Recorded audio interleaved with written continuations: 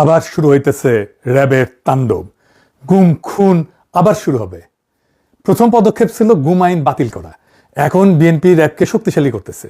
আমরা তো তখন বুঝি নাই যে কেন গুম আইন বাতিল করলো বিএনপি। এখন পুরা ছবিটা পরিষ্কার হইতেছে।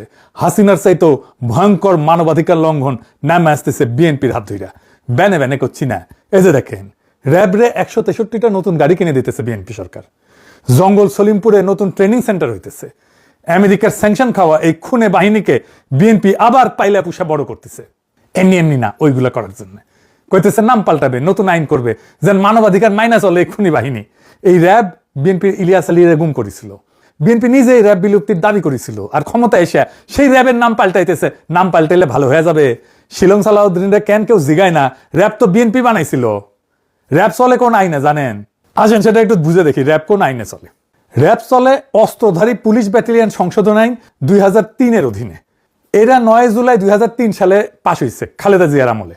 আর এই আইনটা যেটা সংশোধন করে র্যাব বানানো হয়েছে সেটা 1979 সালের অস্ত্রধারী পুলিশ ব্যাটালিয়ন অধ্যাদেশ, জিয়াউর রহমান সরকারের আমলের সামরিক অধ্যাদেশ।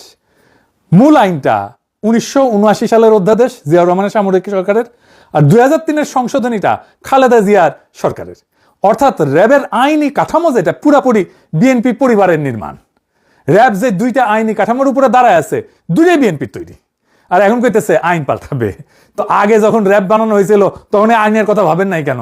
ভালশুন, র্যাব যে আইনে খুনি দানে হইয়া উঠছে সে আইন তো আপনারই বানানো, এটা দায় কার? এত মানুষ গুম হইলো, ক্রসফায়ারে মারা গেল, এখন মানবাধিকার মাইনা যেন চলে সেই জন্য আইন বানাবেন? র্যাব তো আইন মাইনাই খুন করছে। যে আইন বানাবেন সেই আইন মাইনায় খুন অব্যাহত রাখবে। যে মানুষগুলো মারা গেল, নিখোঁজ হইলো, তাদের জীবন কি মূল্যহীন? তো র্যাব কিভাবে তৈরি হয়েছিল সেটা আপনারা জানেন? আপনাদের বলি, হয়তো অনেকেরই জানেন না, ইয়াংরা হয়তো অনেকেই জানে না। আসেন সেটা একটু বলি। 2002 সালে খালেদা জিয়া ক্ষমতা এসেছিল সন্ত্রাস নিয়ন্ত্রণ করার প্রতিশ্রুতি দিয়ে। উল্টা আইন শৃঙ্খলা পরিস্থিতি একেবারে যাচ্ছাতেই হয়ে গেছিল। ঢাকা শহরে কয়েকজন কমিশনার খুন হইল, প্রকাশ্য দিবালোকে। খালেদা জিয়া আর্মি নামাইলো, নাম দিল অপারেশন ক্লিন হার্ট। আর্মি ধরে নিয়ে যাইত যারে তারে।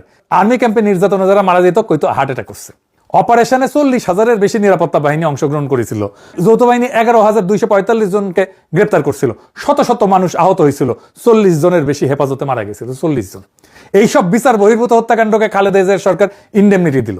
আইন শৃঙ্খলা পরিস্থিতির ড্রামাটিক উন্নতি হয়েছিল, এটা সত্য। তো বাঙ্গুরা তখন বুদ্ধি বের করলো, এইভাবে তাইলে সন্ত্রাস নিয়ন্ত্রণে রাখা যায়, আর্মি থাকতে হবে মাঠে। তৈরি হইল র্যাব। কালো পোশাক কেন হইল জানেন র্যাবের? সর্দির বডিগার্ডরা যে জয় বাংলা করেছিল বেঙ্গল ল্যান্সার, তাদের ইউনিফর্ম। এই যে দেখেন বেঙ্গল ল্যান্সারের ইউনিফর্ম ট্যাঙ্কের উপরে দেখেছেন কালো, ওইটাই। এই র্যাব গঠন করাটা তো আইনত একটা ভুল ধারণা, মারাত্মক ভুল ধারণা। বাঙ্গুরা এমনই